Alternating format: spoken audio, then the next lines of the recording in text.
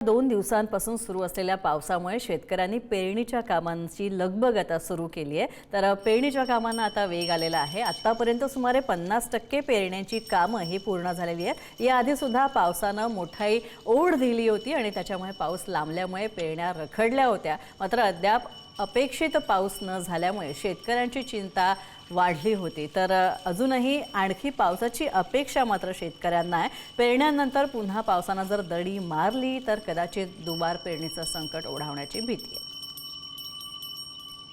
महाराष्ट्रात पावसानं हाहाकार माजवला असताना धुळे जिल्ह्याकडे मात्र अद्यापही पावसानं पाठ फिरवली आणि त्याचं कारण असं आहे की पावसानं पाठ फिरवल्यामुळं शेतकऱ्यांना पेरण्यांचं या ठिकाणी आपण जर बघितलं तर पेरण्या खोळंबलेल्या होत्या। अद्याप 50%च पेरण्या या ठिकाणी झालेल्या आहेत। आपण बघू शकतो पावसानंतर आता या ठिकाणी पेरण्याला सुरुवात झालेली आहे। गेल्या 2 ते 3 दिवसापासून या ठिकाणी पावसाचा सऱ्या बरसचा आहे आणि त्यानंतर आता पेरणीला सुरुवात झालेली आहे।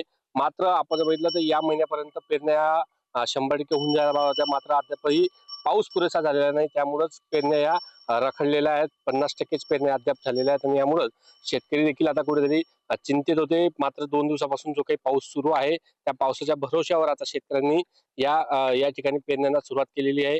आणि जर आपण जिल्ह्याचा विचार केला तर जिल्ह्यामध्ये सोयाबीन पिकाची देखील लागवड होते, मात्र मक्का हा सगळ्यात जास्त या ठिकाणी प्रथम क्रमांकावर मक्याची लागवड करण्यात आली, त्यानंतर कापूस, त्यानंतर तूर आणि नंतरच सर्व पिकांची या ठिकाणी लागवड करण्यात आली। आपण जर बघितलं तर पाऊस नसल्यामुळं खरं तर शेतकरी या ठिकाणी चिंतित होते। मात्र 2 दिवसापासून सरी बरसत असल्यानं पावसाच्या भरोश्यावर या ठिकाणी आता पेरण्या झाल्यात, मात्र अद्यापही 50% पेरण्या या ठिकाणी पूर्ण झाल्या।